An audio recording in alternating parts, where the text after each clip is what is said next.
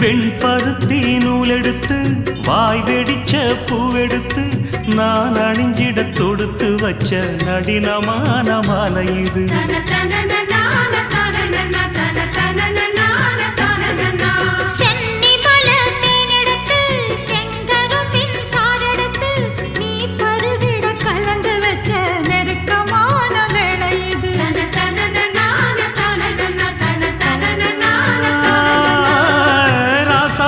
உடம்பிருக்கும் ரவிக்க துணி நானாக அன்னாடம் சூடி கொள்ள ஆசை வச்சாகாதா.